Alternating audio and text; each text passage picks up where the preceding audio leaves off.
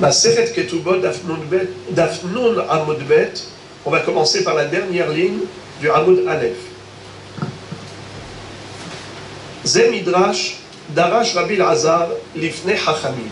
La Gemara maintenant se rapporte à ce qu'on avait vu dans la Mishnah à propos du Hidush de Rabbi Elazar ben Azaria.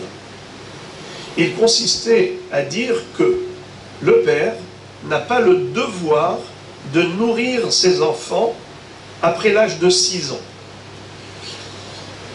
De 6 ans jusqu'à l'âge de la bar mitzvah, ce n'est qu'un devoir moral de nourrir les garçons, les filles. Mais sinon, sur le plan juridique, il n'y a pas d'obligation. Le tribunal ne peut pas aller saisir les biens du papa pour nourrir ses enfants. Ça, oui, en effet, le tribunal peut le faire jusqu'à l'âge de 6 ans. Mais après 6 ans, ce n'est qu'un devoir moral. Par rapport à cette non-obligation juridique de nourrir les enfants du vivant du père, Rabbi Elazar ben Azaria va dire ce n'est que du vivant du père. Mais après la mort, en effet, les filles, les jeunes filles, seront nourries, auront une pension alimentaire à partir du patrimoine héréditaire. Bien que ce soit les garçons qui vont hériter, mais tout de même, il y a une obligation de nourrir les filles. On ne peut pas dire aux jeunes filles, allez-y, quémandez, mendiez. Elles auront ce droit d'une pension alimentaire jusqu'au jour où elles atteindront l'âge de Bagrout, c'est-à-dire l'âge de la majorité, ou bien si elles ont été mariées. Si elles ont été prises en charge par leur mari, alors en effet, on n'a plus besoin de ponctionner le patrimoine paternel au détriment des garçons.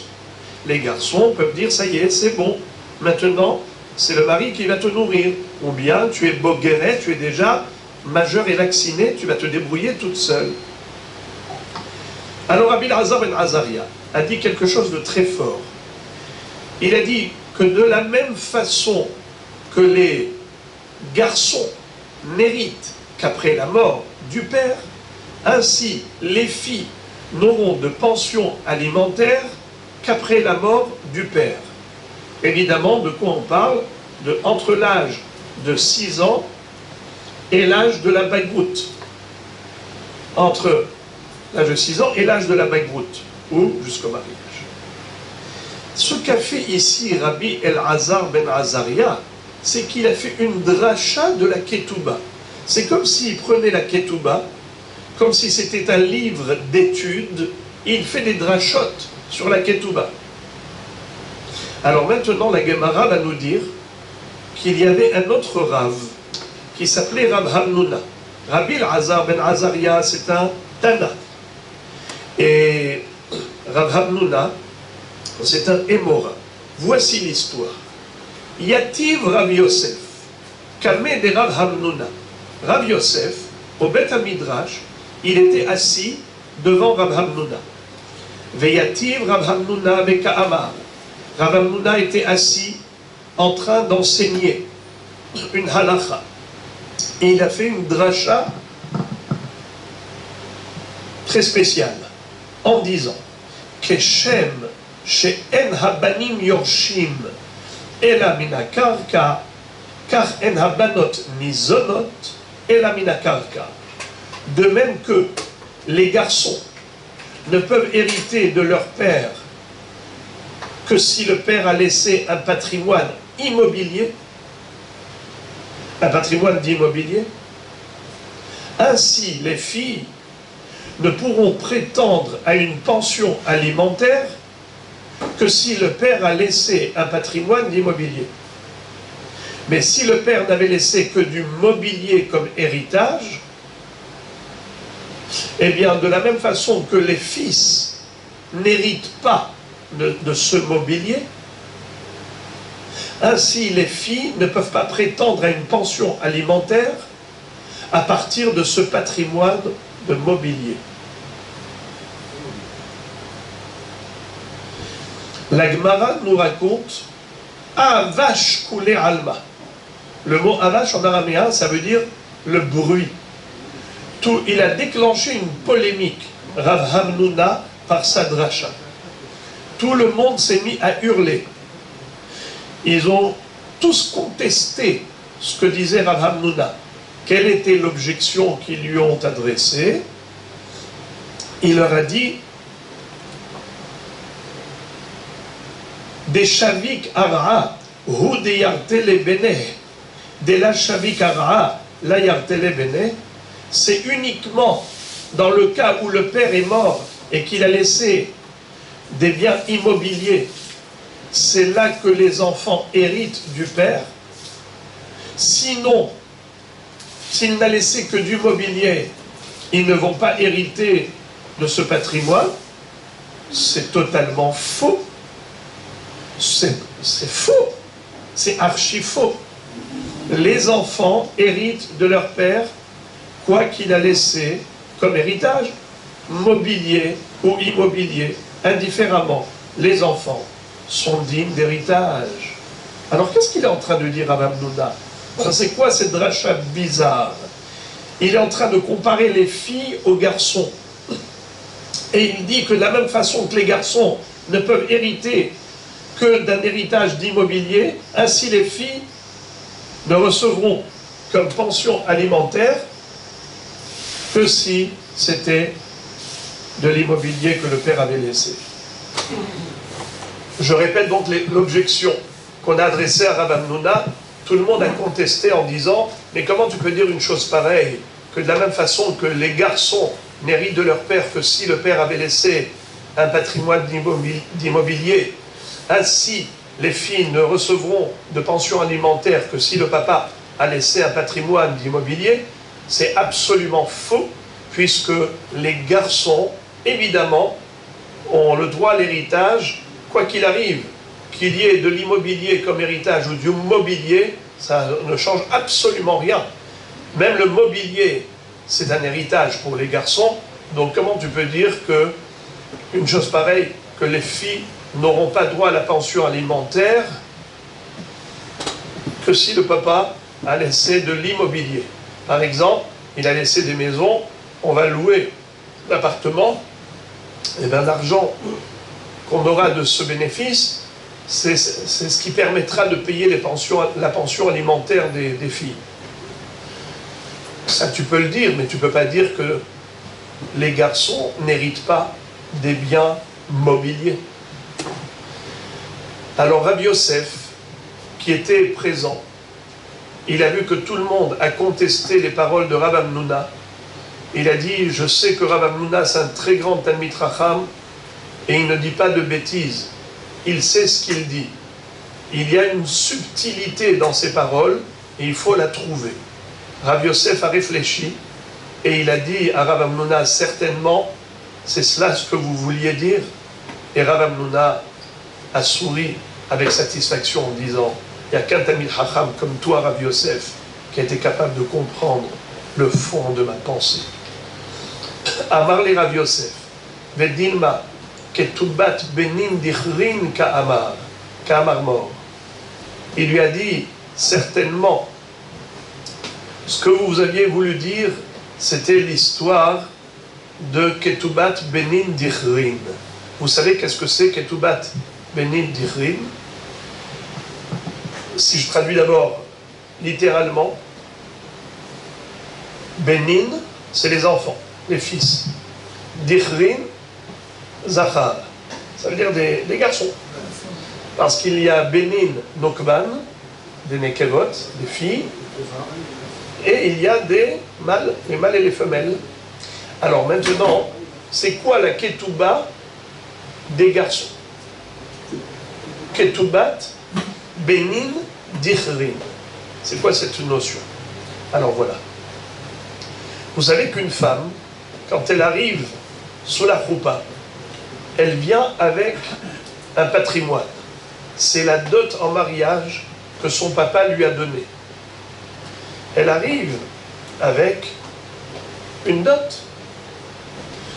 Maintenant, le papa risque d'être tenté de ne pas gâter sa fille, de ne pas lui donner une dot en mariage.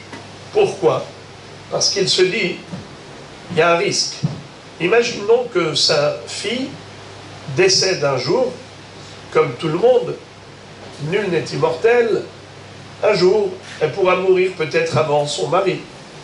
Son mari, il va hériter d'elle. Un jour, son mari va mourir. Qui va hériter de son gendre? Eh bien, ses petits-enfants, n'est-ce pas, les petits-fils. Jusque-là, il n'y a pas de problème. Mais vous savez qu'à l'époque, la polygamie était répandue, puisque il n'y a que Rabbeinu Gershom, il y a 1000 ans, qu'il a fait un hérem, il a interdit la bigamie. Alors, le papa, il se dit, mon gendre, eh bien, il ne donne pas l'exclusivité à ma fille. Il va peut-être épouser d'autres femmes. Et il aura d'autres enfants de ces autres femmes. Le jour où sa fille décéderait avant son mari, eh bien, c'est son mari qui va hériter d'elle. Et le jour où le gendre va mourir, c'est qui va hériter de toute cette dot en mariage? Eh bien, tous les enfants de toutes ces femmes. Ça veut dire que tout ce qu'il a donné à sa fille, finalement, va être hérité partiellement, puisque l'héritage est partagé entre tous les enfants du père, puisque l'héritage, ça va d'après le père, pas d'après la mère. Donc, tous les enfants du père vont se partager le patrimoine du père. Mais d'où il a eu ce patrimoine? Il a eu, par exemple, entre autres, de ce qu'il a hérité de sa femme qui est décédée. Alors, sa femme qui est décédée, elle a reçu une très belle dot en mariage, mais cette dot en mariage va être répartie entre tous les enfants de ce monsieur. Alors, lui, il se dit, c'est pas mes petits-enfants qui vont hériter exclusivement de mon patrimoine. C'est tous les enfants de mon gendre, qui ne sont pas les enfants de ma fille. Alors, moi, je ne vais pas lui donner une dot en mariage, je vais lui donner 2 sous peut-être, mais pas plus. Pour encourager le père à gâter sa fille lors du mariage, on lui dit, ne t'inquiète pas. Il y a un Tnaï Beddin. Le Beddin va réglementer la dot en mariage. C'est ce qu'on appelle Ketoubat Benin Dichrin. L'une des clauses de la Ketouba, c'est que tout ce que tu as apporté comme Nedounia, Nedounia, ça veut dire la dot en mariage, ce sera l'héritage de tes enfants. Je le dis en araméen, ce qui est écrit dans la Ketouba.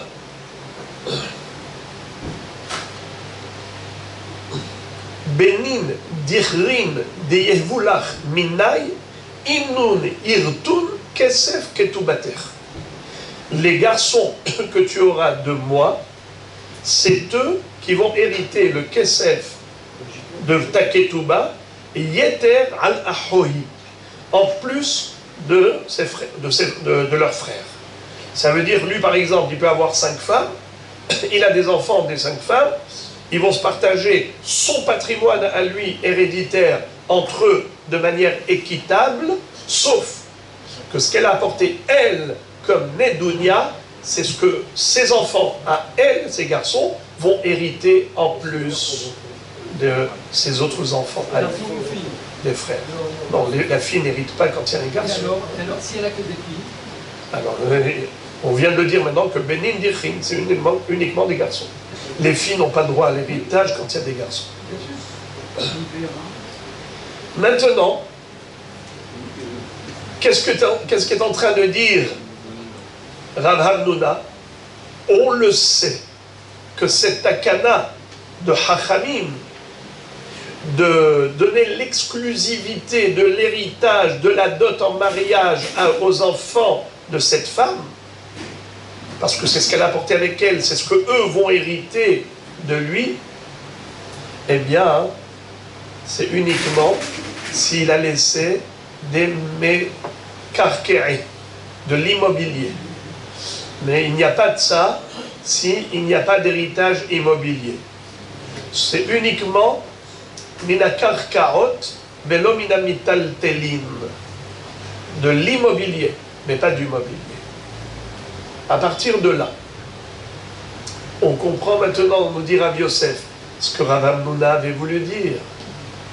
De la même façon que le Tnaï Beddin, par rapport à la dot en mariage, c'est une exclusivité qu'auront les enfants de cette femme d'hériter de leur père la dot en mariage que leur mère avait reçue, en excluant les autres frères issus d'autres femmes de ce même père. C'est uniquement au cas où il y avait un héritage, un patrimoine d'immobilier. Mais s'il n'a laissé que du mobilier, alors ils n'auront rien de plus que les autres frères. L'héritage sera réparti équitablement entre tous les enfants de ce père. Alors Rav Hamnouna a dit, de la même façon que Ketoubat Benin Dichrin, ça n'appartient au Benin Dichrin que si il avait laissé des Mekarkerin, des Karkarot, des biens immobiliers. Ainsi, la pension alimentaire des filles, qui est aussi une clause de la Ketouba, ça n'a lieu d'être que si le monsieur, le papa qui est mort, il a laissé un patrimoine d'immobilier. Mais s'il n'a laissé que du mobilier, métaltéline et pas des carottes, les filles n'auront pas de pension alimentaire.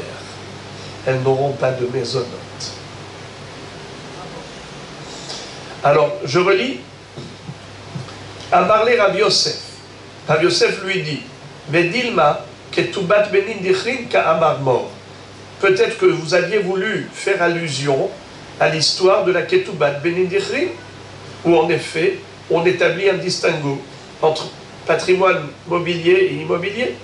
À Marley, il lui a répondu, mort des Gavra Rabbahu, Yada Maika Amina.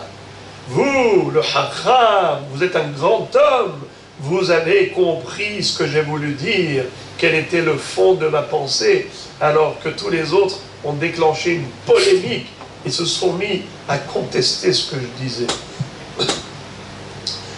Puisqu'on a parlé du din des maisonnotes, à savoir que les filles auront une pension alimentaire du patrimoine paternel uniquement si c'est un patrimoine d'immobilier, mais pas de mobilier, alors la Gemara va nous raconter des variantes et des nuances à ce propos.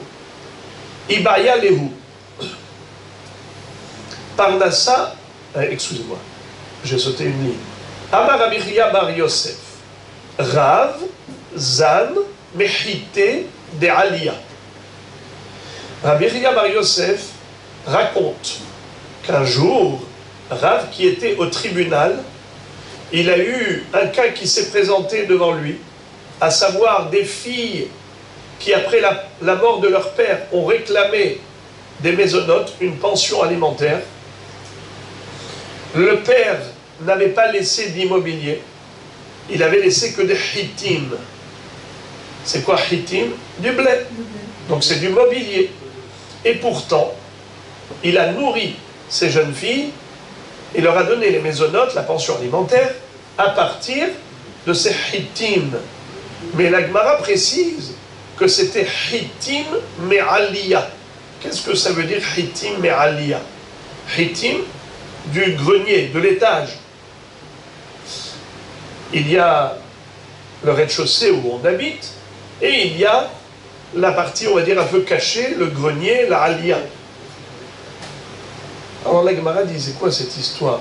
Hitim me'aliyah, le blé de la aliyah. La Gemara donne deux possibilités de comprendre ce qu'on a voulu dire. Ibaya lehu. Les Chachamim se sont posé la question par rapport à cette histoire.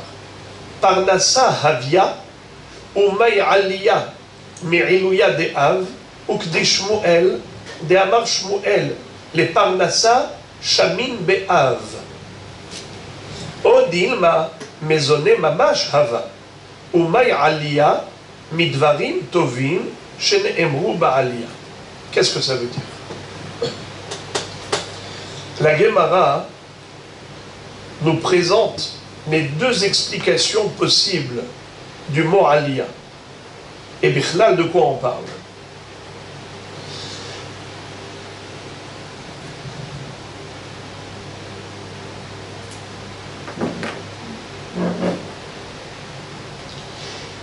Il est possible que l'on parle ici de Parnassa.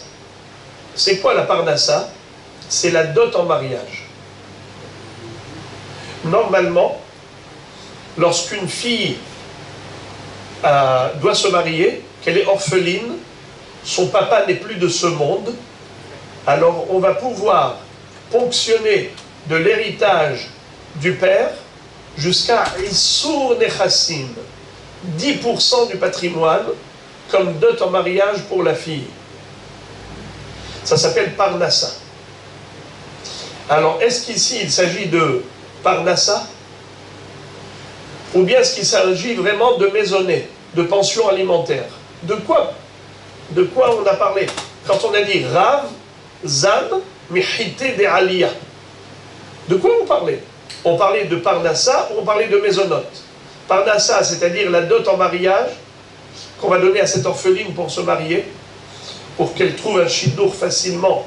Il faut que le prétendant le sache, qu'il aura de l'aide financière, bien qu'elle soit orpheline, mais ne t'inquiète pas, elle va avoir Issur Nechassim, 1/10 des biens du père, t'inquiète. Ou bien on ne parle pas de ça du tout. L'histoire de Rab, c'était par rapport à la pension alimentaire, les maisonnotes. Alors, la Gemara nous dit, comment tu peux traduire le mot Aliyah, si c'est Parnassa, ou bien si c'est maisonnote? Elle nous dit comme ça. Si c'est par rapport à la Parnassa, alors en fait, il faut se référer pour la quantité de la dot au mariage. On ne va pas donner d'emblée Issur Nechassim comme si le père était vivant. Il faut estimer quelle était la générosité du père. Si c'était un homme avare ou généreux. Et en fonction de cette estimation, de cette aliyah, c'est-à-dire de sa générosité, de sa qualité de générosité, alors on lui donnera tant ou tant. Hein? Du patrimoine héréditaire. Le père est mort, il a laissé un patrimoine. Alors maintenant, combien on va lui donner à elle comme dot en mariage? Alors on peut dire que c'est Me'aliyah.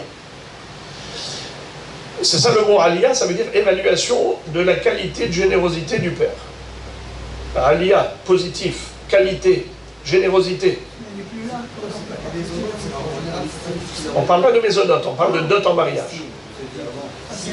Alors ça c'est, si on dit que c'est Me'aliyah. Maintenant, si on parle de maisonnote, que le mot ici, Zan, c'est mamash maisonnote, alors pourquoi on a dit il leur a donné des hitim de la Aliyah? Pourquoi on a parlé de Aliyah? Eh bien, ça parle de toute autre chose. Il fut un temps où les goïms ont interdit aux juifs d'étudier la Torah. Ils se sont cachés dans la Aliyah pour étudier la Torah et pour légiférer. À ce moment-là, ils ont réglementé la pension alimentaire de la fille et ils ont dit, la fille, après la mort de son père, elle aura le droit à une pension alimentaire, pas seulement au cas où le père a laissé un patrimoine d'immobilier, mais même au cas où il n'a laissé que des métaltélines du mobilier. Des Amar, ça s'appelle Midvarim Tovim Shene'emru Ba'aliyah. Les belles choses qui ont été instituées dans la Aliyah où se sont cachés les Chachamim pour étudier la Torah clandestinement. Des Amar Rabbi Yitzhak Bar Yosef, Ba'aliyah Hitkinu. Lorsque les Chachamim se trouvaient dans la Aliyah, ils ont fait une takana. Sheyub Banot Nizonot Mina Metaltelin.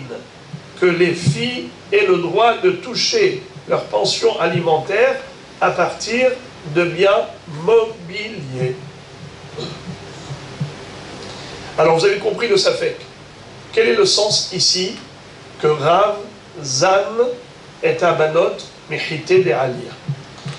Réponse, Tashma. Tu peux déduire la solution à ton problème de l'histoire suivante.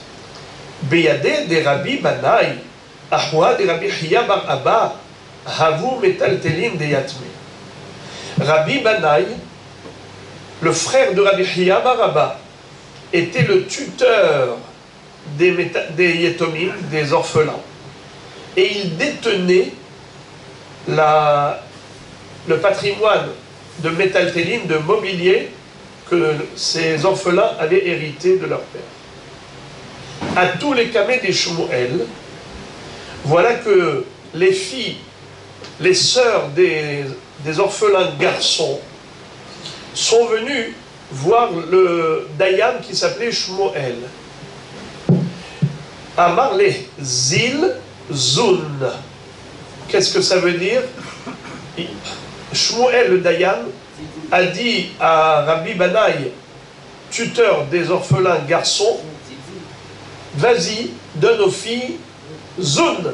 C'est quoi Zun? Mésonote, a priori. Alors la Gemara dit, Maï lav lim zoné. Si je traduis le mot Zun, Zil, vas-y, Zun, ça veut dire donne-leur les mésonotes. Zan. Alors voilà. C'était quoi ton Safek? C'était quoi ton Safek? Est-ce que l'histoire de Rav, quand il avait donné des hitim aux jeunes filles pour la pension alimentaire, est-ce que c'était vraiment en tant que mésonote, ou bien c'était juste la dot en mariage? Si on voit que Shmuel avait dit à Rabbi Banai, Zil Zun, et a priori ça veut dire les mésonotes, alors voilà, tout va bien. On a la réponse à notre question. Rav, il parlait de mésonotes. La Gemara dit, ce n'est pas une preuve. Je peux dire que non. Lo, hatam les parnassa havaï. Je peux dire que dans l'histoire de Shmuel, il ne s'agissait pas de pension alimentaire, il s'agissait de dot en mariage. Et quand il lui a dit Zil Zun, c'était pour la dot en mariage. Où Shmuel est armé des Amar Shmuel, les Parnassa Shamin Ba'av. Et en effet, ça correspond vraiment à l'enseignement célèbre de Shmuel, qui disait que pour la Parnassa, il faut évaluer l'esprit du père. Quelle était sa générosité, combien il voulait donner à ses filles, et ainsi de suite. Donc voilà, on n'est pas sorti d'auberge. Tu as dit que Rav, Zan, Michite de Aliyah, et on s'était posé la question, est-ce que Zan, ça voulait dire mésonote ou Parnassa, la dot en mariage? Eh bien, on a voulu amener une preuve de Shmuel, et là on a cru que c'était vraiment mésonote, on a réfuté en disant pas du tout. Shmuel, quand il avait ordonné de donner du bien immobilier aux jeunes filles, ce n'était pas en tant que pension alimentaire, c'était en tant que Parnassa, la Nedounia, la dot en mariage. Hava Uvda Benehardea. La Gemara maintenant raconte une histoire.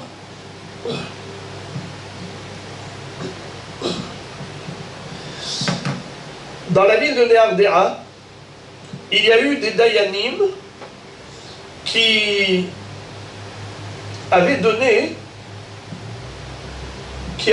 quoi? Des mésonotes, la pension alimentaire aux jeunes filles, à partir du patrimoine mobilier du papa.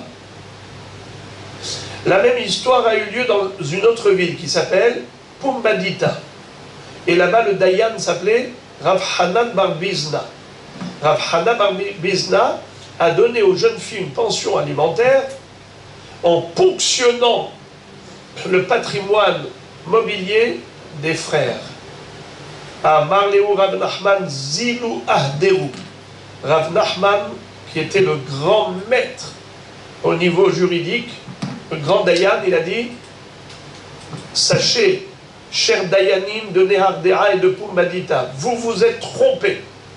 Vous vous êtes autorisés d'accorder, d'octroyer aux jeunes filles des maisonnotes à partir du patrimoine de mobilier du papa qui est mort.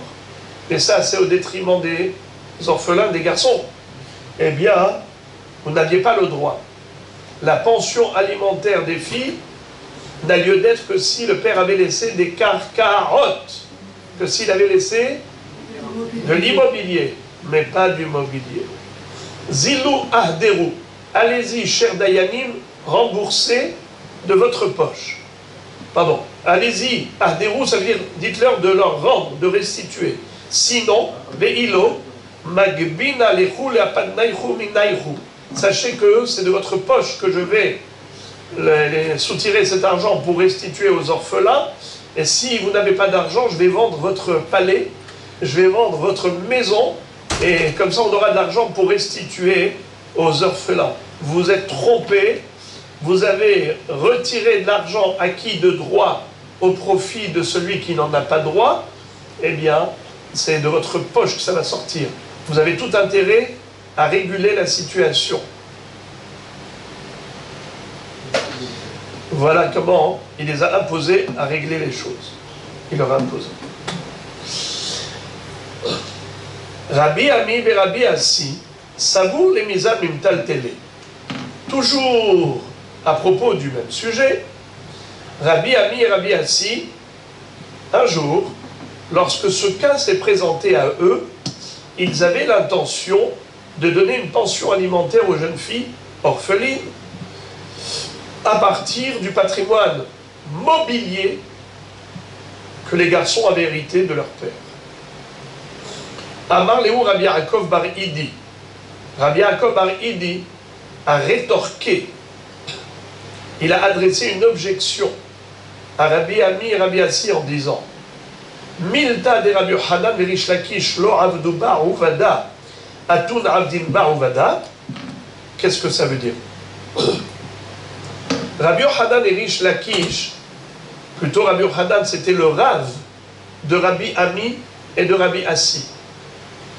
Et Rish Lakish était le Talmid Haver de Rabbi Yochanan. Rabbi Ami, Rabbi Assi, comment vous osez faire ce que votre Rav n'a pas fait? Lorsque ce cas se présentait devant Rabbi Yochanan ou Rish Lakish, jamais ils ne se sont permis d'octroyer aux jeunes filles une pension alimentaire à partir de l'héritage mobilier. Quand c'est au détriment des orphelins garçons. Pourquoi vous l'avez fait? La Gemara raconte encore. Rabbi Elazar savar les misam mimetal telin. Un jour, Rabbi Elazar, en tant que Dayan, il avait voulu octroyer aux jeunes filles orphelines une pension alimentaire à partir des métaltélines de leur papa, au détriment des garçons. Amar les Fanav, Rabbi Shimon ben Eliakim. Alors, qui était là? C'était Rabbi Shimon ben Eliakim qui a contesté. Il lui a dit, Rabbi, mon maître, Yodea ani becha, je sais très bien, chez En Midat Adin Atarose et la Midat Rahmanut, je sais que là tu n'es pas en train d'agir selon la loi, selon le droit juridique, mais uniquement par pitié pour ces jeunes filles. Mais j'ai un problème. Et là, chez Maïrou Atalmidim, Veikberu Halacha les Dorot. Il y a un très gros risque, c'est que ceux qui vont voir cela, les élèves qui sont tes apprentis, ils apprennent la halakha de toi. Ils vont croire que c'est cela la halakha et qu'en effet, on peut ponctionner de l'héritage du patrimoine mobilier, métaltéline, pour donner la pension alimentaire aux jeunes filles au détriment des garçons à qui la Torah a donné le droit d'héritage.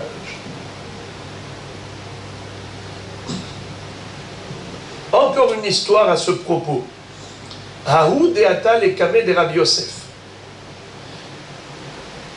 Une fois, quelqu'un est venu devant Rabbi Yosef et lui a présenté le même cas de figure, à savoir, est-ce qu'il fallait donner la pension alimentaire aux jeunes filles alors que le père n'avait laissé que des métaltélines. Amar Lehu, il leur a dit, Havula mitamre de alboudia.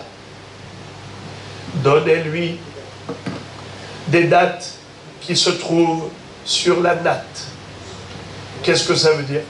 Comment ils faisaient à l'époque pour cueillir les dattes? Ils mettaient une natte sous le palmier, ils secouaient le palmier, et les dattes qui tombaient, on les cueillait, on les récoltait. Alors, il leur a dit, donnez-leur des dattes qui sont sur la Machatzelet, sur le Boudia. Amarli Abaye, Abaye, qui était l'élève de Rabbi Yosef, va lui adresser une objection. Il lui dit, Ilu Baal Hov Hava, ki haigavna, mi Hava yahiv le mar. Il lui a dit, et si c'était un Baal Hov, est-ce que vous lui aurez donné? C'est-à-dire, quelle est la différence entre un Baal Hov et une Ketouba? Baal Hov, c'est que... Une obligation. Un créancier, lorsqu'il a... Il vient chez l'emprunteur, il lui dit rembourse-moi. Il lui dit je n'ai plus d'argent. Ah bon? Tu n'as plus d'argent? D'accord. Dis-moi, quand je t'avais prêté de l'argent, tu avais un bien immobilier. Où est-ce qu'il est? Il dit ah, je l'ai vendu déjà. Le Baal Hov, le créancier, va aller voir l'acheteur, il lui dit mon cher ami, désolé pour toi, tu vas me donner ce bien immobilier. Il dit comment ça? Mais moi je l'ai acheté. Il dit oui, mais tu l'as acheté d'un homme endetté. Donc tous les biens immobiliers d'un homme endetté sont assujettis à la dette, au remboursement de la dette. Comme moi je lui ai prêté de l'argent avant qu'il te vende ce bien est hypothéqué en quelque sorte. Il peut le lui saisir, le spolier, le saisir. Ça s'appelle Toref Mimeshor Badim. Mais la Ketoubat Isha, non. Une femme ne peut pas aller voir l'acheteur qui avait acheté un bien immobilier de son mari quand il était encore vivant et lui dire « Monsieur, mon mari est mort, donnez-moi ce bien immobilier. Il était assujetti à ma ketouba, puisqu'il vous l'a vendu après le mariage. » Non. Elle n'a pas le pouvoir, avec une ketouba, d'être toref mina meshor badim. Et pourtant, quel est le din à propos des yetomim? Est-ce qu'un Baal Hov, un créancier, peut saisir les biens des yetomim, des petits orphelins, pour le remboursement de sa dette? Réponse non. On ne peut pas saisir des petits yetomim. Alors qu'elle va chomer la ketouba, on ne peut pas ponctionner pour payer la ketouba des biens des yetomim. Ici, il ne s'agit pas simplement de ketouba, parce que la ketouba elle-même, oui, elle était assurée. Mais là, on parle ici de mazon habanot. Mazon habanot. C'est-à-dire la pension alimentaire. Ça ne peut pas être au détriment des yetomim, des orphelins garçons.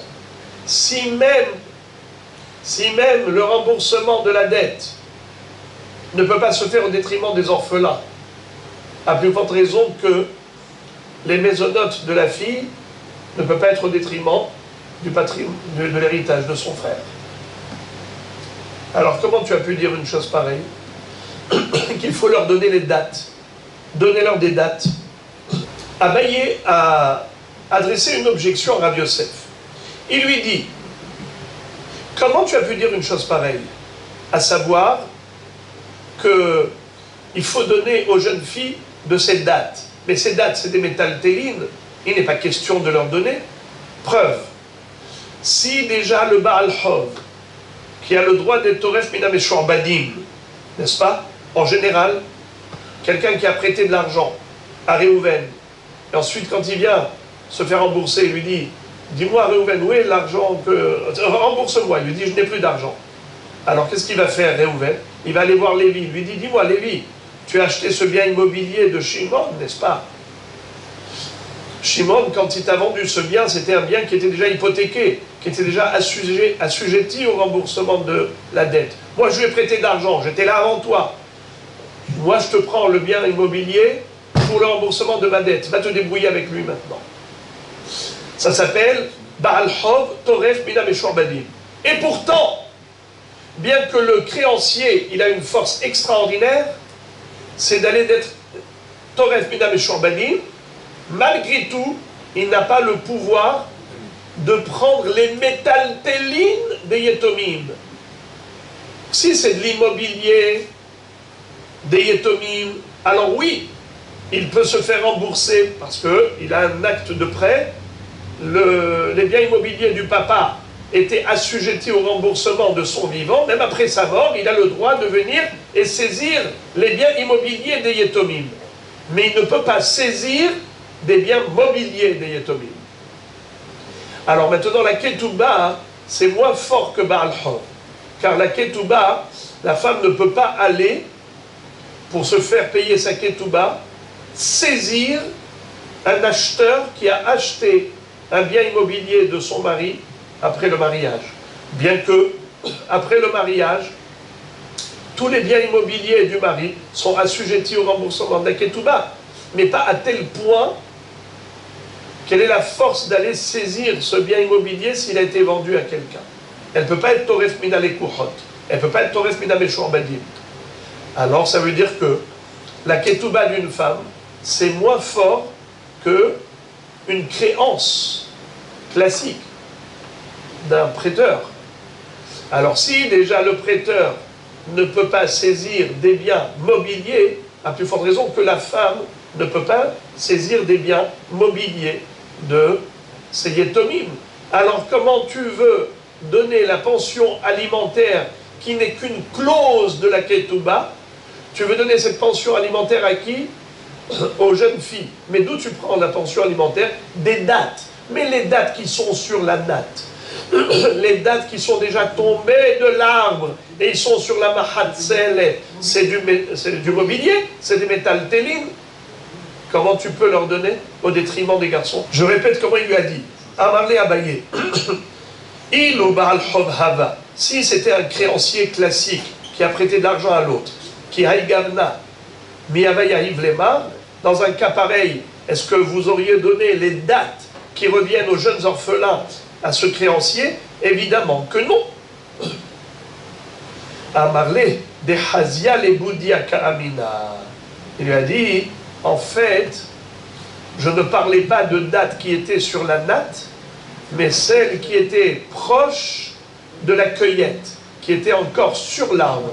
Donc les dates rattachées à l'arbre, l'arbre rattaché au sol, ça a un statut d'immobilier, et donc comme on peut donner les maisonnotes à la jeune fille à partir de l'immobilier, alors on peut leur donner aussi à partir de ces dates qui vont bientôt tomber sur la date. Alors il lui a dit, mais même si c'est encore sur l'arbre, sauf, Kola Omed Ligzoz, Kegazuz, Dami, on a une règle, qu'un fruit qui a mûri et qui est apte à être cueilli déjà, c'est comme s'il est déjà cueilli. Il a un statut de mobilier, bien qu'il soit encore immobile. C'est-à-dire, bien que la date est encore sur l'arbre et l'arbre est rattaché au sol, la date n'a pas le statut de karka, d'immobilier, mais un statut de métaltéline de mobilier. Selon la règle, Kola Omed Li Gazez, Kegazuz Dami. Tout ce qui est destiné à être cueilli est comme déjà cueilli.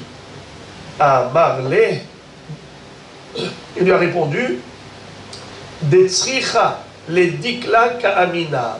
On ne parle pas de dates mûres, on parle de dates qui sont proches de la maturité. Alors, comme elles sont proches de la maturité, elles ont encore besoin de l'arbre. Donc elles sont considérées comme l'arbre. Et l'arbre qui est rattaché au sol est considéré comme le sol. Donc les dates, elles ont un statut de karka. Mais d'autre part, elles sont considérées comme, d'une part, comme, ça veut dire elles sont déjà proches, on les appelle les dates de la natte. Pourquoi elles s'appellent les dates de Boudia? Parce que bientôt elles vont être sur le Boudia, bientôt elles vont être sur la natte. Mais ne crois pas que ce sont des dates mûres, parce que si c'était des dates mûres, tu n'as pas le droit de donner aux jeunes filles en tant que mésonotes, parce qu'elles n'ont pas le droit au métaltéline, elles ont le droit que au karka. Alors comment, d'une part, ça s'appelle les dates de la natte et c'est encore sur le palmier et encore pas mûr? Alors il dit, parce que bientôt, on va les cueillir, on va les faire tomber sur la natte, mais d'autre part, elles n'ont pas un statut de déjà cueillies, parce qu'elles ne sont pas suffisamment mûres pour être considérées déjà cueillies. Tzrichot les dikla. Elles ont besoin du dekel. Dekel, c'est le palmier. Et alors, si elles ont besoin du dekel, s'ils les prennent, ils vont faire. Mais elles ne sont pas encore mûres, elles vont mûrir. Si vous arrêtez le fait de les faire mûrir, elles vont mûrir. Je comprends pas. C'est où elles sont mûres, prêtes à être cueillies et elles vont tomber seules, ou elles ne vont pas tomber seules, elles ne sont pas bonnes, donc à être cueillies. Il ne faut pas les cueillir. Mais elles vont mûrir, non? Mais non.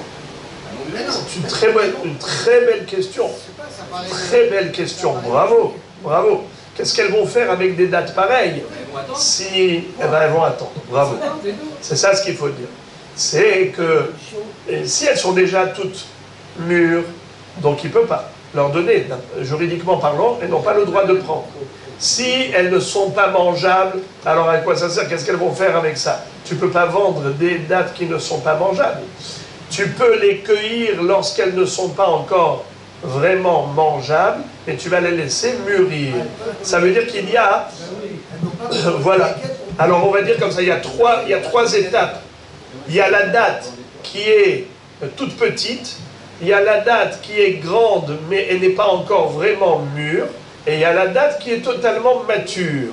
Si elle est totalement mature, très mûre, alors elle est considérée comme déjà cueillie, alors c'est comme du mobilier, elles n'y ont pas droit. Si c'est encore tout petit, immangeable, et elles ont besoin de l'arbre, t'as rien à faire avec. Qu'est-ce qu'elles vont faire avec? Ni elles peuvent manger, ni elles peuvent vendre. Ça ne sert à rien. Mais il y a un stade intermédiaire qui est entre les deux. La date, elle a déjà grandi, mais elle n'est pas encore vraiment bien sucrée. Alors, elle peut mûrir sur l'arbre, c'est mieux. Elle peut mûrir dans le panier, sur la machatzelet. C'est comme les avocats. Vous savez que les avocats qu'ils vous vendent, il y a deux catégories d'avocats. Il y a des avocats qui sont superbes, sublimes, lorsque l'agriculteur n'a pas que l'objectif d'argent, il pense au client, au bien-être du client. Alors il laisse l'avocat mûrir sur l'arbre. Ça, c'est du beurre. Ah, extraordinaire comme avocat. Bonne chair. Mais vous avez ceux qui veulent rapidement leur argent. Alors, quelques semaines avant, ils cueillent déjà. Ça leur fait une masse d'avocats et ça pousse encore de là. Mais ils ne laissent pas le temps à l'arbre de bien faire mûrir l'avocat. Ils le cueillent avant la maturité. Alors vous mangez un peu de plastique. Rabotaille, ça, c'est pareil pour la date. Il la cueille quand elle est encore pas tout à fait mûre. Elle a besoin encore de maturité, de maturation. Mais cette maturation peut se faire sur l'arbre, elle peut se faire en dehors de l'arbre. Eh bien, en le faisant avant la maturation sur l'arbre, ça s'appelle karka, mais il y a encore une chance de laisser mûrir à l'extérieur. Donc c'est une valeur d'argent. Alors les frères et les amis, c'est parti. La Gemara raconte une histoire. Aou yatom veyetoma. Deatu le kame de Rava. Amar lehu Rava. Ha'alu la yatom bishvil yetoma. Qu'est-ce que ça veut dire? Lorsqu'un jour, un frère et une sœur qui étaient orphelins, et ils avaient un tuteur qui gérait leurs biens, et l'orpheline a demandé à ce qu'on lui donne une pension alimentaire à partir du patrimoine paternel. Rava a dit, en effet, oui, donner à cette orpheline, ha'alou la yatom mishvi la yatoma, c'est-à-dire donner des maisonnotes au yatom, mais suffisamment pour qu'il en reste même pour sa sœur. Amrele Rabanan les Rava. Les Chachamim qui étaient présents ont objecté. Ils ont dit à Rava, Veha, pourtant, Marhu de Amar, Mimekarkee, Velo, Mimetaltele, Ben Limzone, Ben Liktuba, Ben le Parnassa. Vous-même, vous avez dit que pour tout ce qui est en rapport avec la Ketouba, que ce soit la Ketouba elle-même, qu'il faut payer à la veuve, que ce soit les maisonnotes pour les orphelines, que ce soit la Parnassa, la dot en mariage, la Nedunia qu'on doit donner aux jeunes filles qui veulent se marier. Et bien tout ça, ça ne peut être ponctionné que d'un patrimoine immobilier. Comment se fait-il que maintenant, vous ayez dit qu'il faut donner les maisonnotes aux jeunes filles, même à partir des métaltélim? Vous vous contredisez. Amar lehu, iluratsa shivha le shamesho, milo yahvinan le, kol sheken achadei katarte. Qu'est-ce que ça veut dire? Ici, vous n'avez pas compris ce que j'ai fait. J'ai fait un montage qui répond aux critères juridiques. C'est que j'ai considéré sa sœur comme sa servante. C'est-à-dire, ils sont deux à la maison. Elle lui fait le café, n'est-ce pas? Elle lui prépare le sandwich. Alors elle travaille à la maison pour son frère. Il y a une présence féminine à la maison. Imaginons qu'il était seul, ce petit orphelin. Il aurait bien fallu trouver une femme qui vienne s'occuper de sa gestion, n'est-ce pas? Pour les besoins et toutes les tâches ménagères et ainsi de suite. Alors, maintenant, c'est sa sœur. Elle ne sera pas moins qu'une shifha. S'il fallait payer la shifha, évidemment, on aurait payé la shifha, même à partir des métaltélines, des biens mobiliers. Eh bien, maintenant, c'est sa sœur, et on aura gagné les deux à la fois. Kol sheken achad et katarte, c'est sa sœur, et en même temps, elle est à son service, en quelque sorte, donc elle mérite amplement, elle mérite largement cette rémunération. La Gemara, maintenant, nous cite une mahloquette entre les Tanaïm à ce propos. Tanu Rabanan, Ehad nechassim sheyesh lahem acharayut, ve'ehad nechassim she'en lahem acharayut, motzi'in למזון האישה והבנות. דברי רבי שמעון בן אלעזר אומר, נכסים שיש להם אחריות מוציאים לבנות מן הבנים. לבנות מן הבנות. ולבנים מן הבנים. ולבנים מן הבנות. בזמן שנכסים מרובים.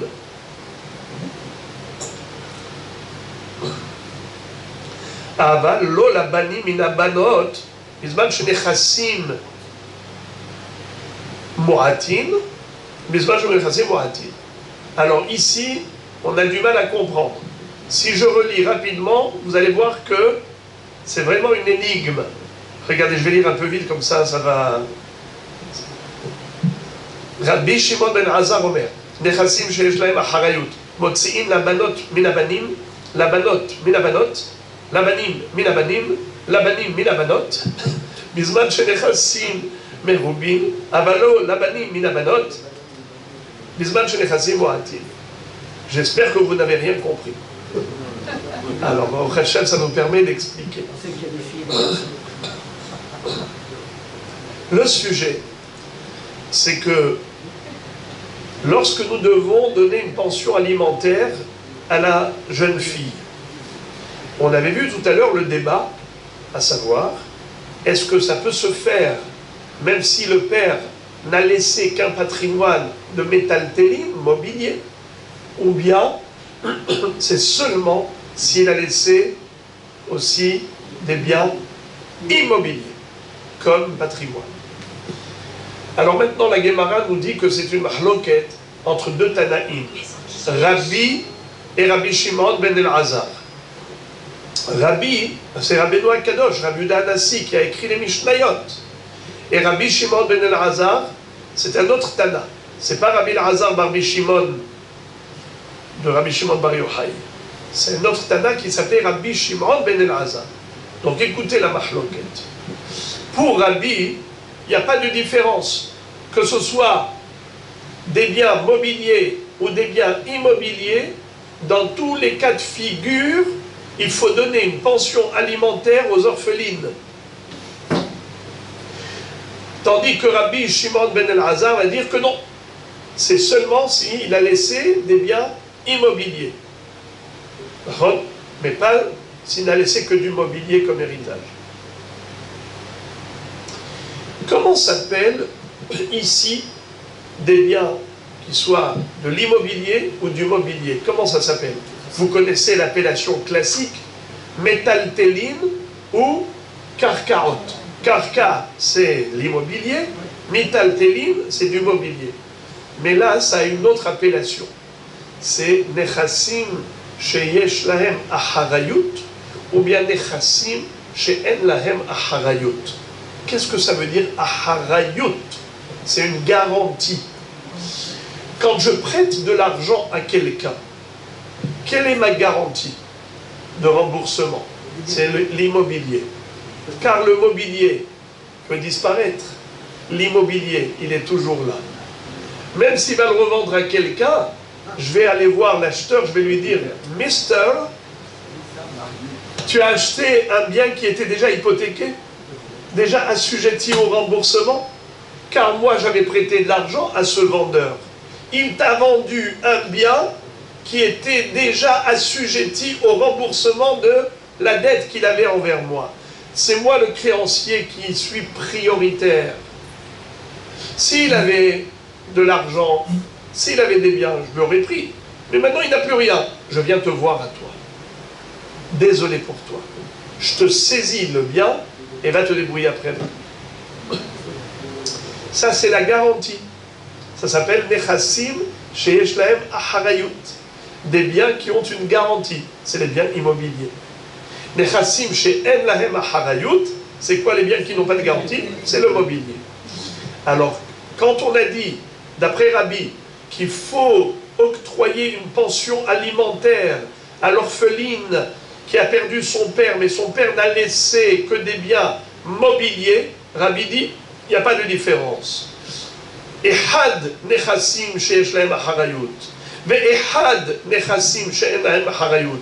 Motzi'in les mazon ha'isha et la banot. Qu'est-ce que ça veut dire?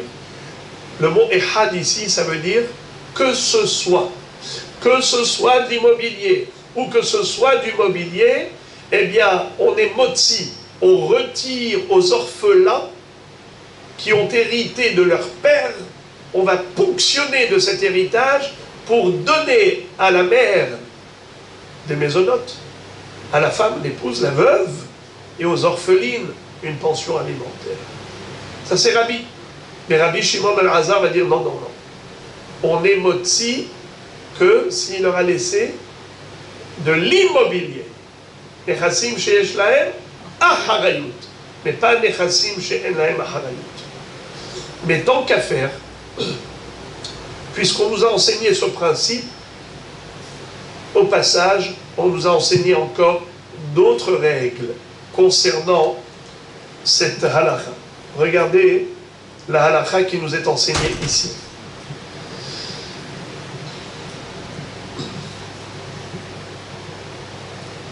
Rabbi Shimon ben Elazar Omer, Nechassim sheyesh lahem acharayut, motzi'in labanot, minabanim, c'est-à-dire que on va retirer des garçons pour donner à qui? Aux filles, leur parnassa, leur nidounia, leur maisonnote. Velabanot minabanim. Pardon, velabanot minabanot. Qu'est-ce que ça veut dire? Imaginons quelqu'un qui n'a pas eu de fils, de garçon. Il n'a eu que des filles. Qui est-ce qui hérite? Eh bien les filles. Comme l'histoire de Benot Zelofhad. mais nous avons des grandes et des petites. On va prendre des grandes pour nourrir les petites. C'est-à-dire que on va retirer aux grandes ce qu'elles ont pris pour donner aux petites leur pension alimentaire. Et aussi pour partager l'héritage équitablement. Également, si on a des grands orphelins et des petits orphelins, et les grands se sont permis de s'approprier la totalité du patrimoine ancestral, eh bien, la halakha est que le Beddin va intervenir pour retirer aux grands ce qu'ils ont pris des petits, pour restituer aux petits orphelins ce qui leur revient de droit. Velabanim minabanot, également, on retire aux garçons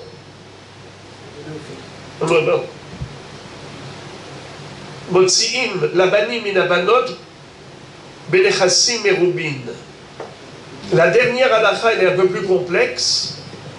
Velabanim minabanim, velabanim minabanot belechassim merubin, avalo labanim minabanot bisman chez nechassim moatin. Qu'est-ce que ça veut dire? On a dit que la pension alimentaire, c'est quelque chose qui est ponctionné de l'héritage.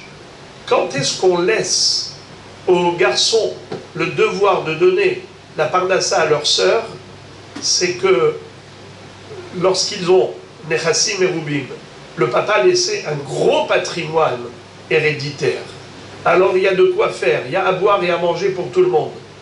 Il y a l'héritage des garçons, et les garçons vont donner aux filles le surplus pour leur donner une pension alimentaire. Mais s'il y a très peu, nechassim moatin, le papa n'était pas riche, il a laissé très peu d'immobilier, il y a juste de quoi nourrir les filles, eh bien figurez-vous, la priorité sera pour les filles, pour leur donner une pension alimentaire, car de toute façon il n'y en a pas assez pour tous. C'est ou les garçons ou les filles. Qui va-t-on nourrir? Les filles. Pourquoi? Car les garçons peuvent aller mendier, ils peuvent aller quémander. Tandis que demander aux filles d'aller quémander, c'est extrêmement compliqué, à part le fait de l'humiliation et de la honte qu'a une fille d'aller quémander, il pourrait y avoir d'autres problèmes d'abus et ainsi de suite. Donc, Hachamim ont sécurisé la fille dans ce cas. Donc la Gemara nous dit comme ça. La Baraïta nous dit Nechassim she'en lahem harayut motzi'in labanim minabanim labanot minabanot labanim minabanot avalo labanot minabanim. N'est-ce pas? C'est ce qu'on vient de dire maintenant, que Rabbi Shimon ben El-Hazar a expliqué, et il a dit que tout ce qu'on vient de donner comme principe, c'est par rapport à des biens immobiliers. Mais si c'est nechassim she'en lahem harayut, si on a affaire maintenant à un papa qui a laissé comme patrimoine uniquement du mobilier, nechassim she'en lahem harayut, des biens qui n'ont pas de garantie, donc le mobilier. Dans ce cas-là, motzi'in labanim minabanim, on va donner cela plutôt aux petits orphelins, même si les grands orphelins avaient déjà accaparé tout cela, ils se sont emparés de tout cela, eh bien on va leur retirer pour partager équitablement. Également, la banote, on va donner aux petites orphelines, même si les grandes orphelines se sont emparées de tout ce bien, de tous ces biens, de tout ce mobilier, eh bien on leur retire pour partager équitablement. Velabanim minabanot. Également, on va retirer aux filles, si elles ont pris, elles se sont emparées des biens, il faut absolument leur retirer pour donner aux enfants, aux garçons, parce qu'il n'y a que les garçons qui héritent quand il y a des garçons et des filles.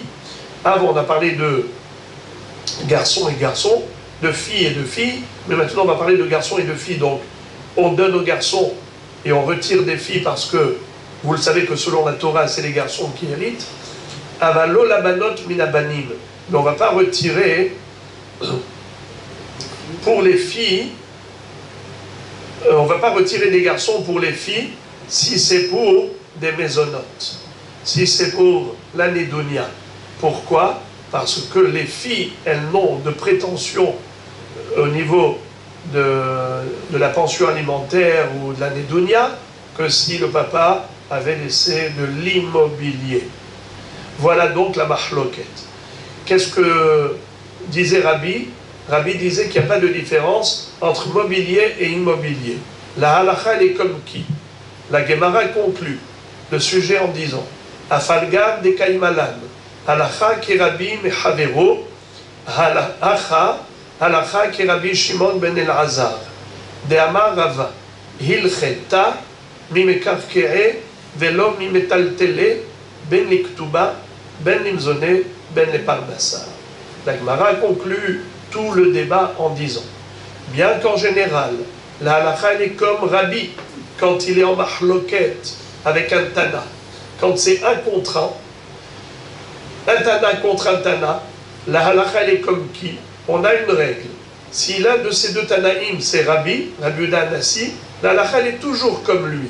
Mais cette fois-ci, exceptionnellement, la halakha est comme son adversaire, à savoir Rabbi Shimon ben Elazar, puisque Rava a tranché la halakha ainsi, où il a dit que la pension alimentaire pour les orphelines n'est ponctionnée qu'à partir d'un patrimoine héréditaire qui est mimekarkee velo mimetaltele, que s'il y a de l'immobilier, mais pas du mobilier. Ben liktuba, ben limzone, ben parnassa. Que ce soit pour lui payer la ketouba à la femme, ou bien que pour les mésonotes de la femme ou des filles orphelines, ben et parnassa, ou bien pour la dot en mariage, pour permettre à cette jeune fille orpheline de se marier, alors on doit lui donner une dot en mariage, à partir de l'héritage du père, mais à condition qu'il ait laissé de l'immobilier. Car s'il n'a laissé que du mobilier, alors ça revient aux garçons, et on ne peut pas les priver pour donner aux jeunes filles une dot en mariage.